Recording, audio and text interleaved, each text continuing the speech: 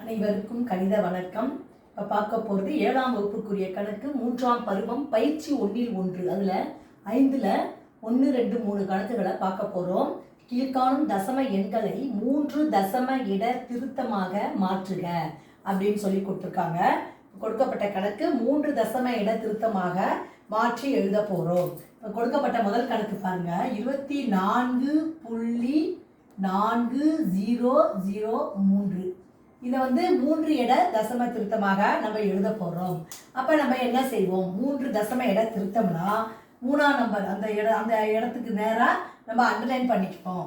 பண்ணிட்டு அதுக்கு அடுத்த நம்பரை பார்க்குறோம். 5க்கு குறைவாக இருந்தால் அப்படியே எழுத வேண்டும். 5க்கு மேலே இருந்துச்சுன்னா 1 கூட்டி இந்த நம்பரை எழுத வேண்டும். இப்போ பார்த்தீங்கன்னா இந்த கணக்கை பொறுத்த வரைக்கும் 3ஆம் தசம இட திருத்தம் பண்ணும் பொழுது அடுத்த எண் 5க்கு குறைவாக இருக்குது. அப்போ நம்ம எதையுமே மாற்றக்கூடாது. 24.400 இதுதான் இந்த கணக்குக்குரிய விடையாகும்.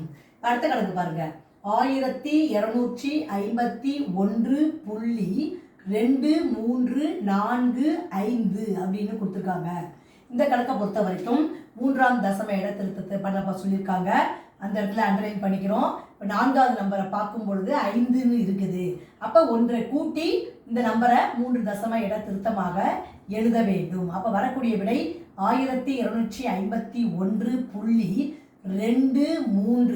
இந்த 4 என்பது 1 கூட்டும் பொழுது 5ஆக எழுத வேண்டும். அப்போ ஆன்சர் 1251.235. அடுத்த கணக்கு பார்ப்போம்.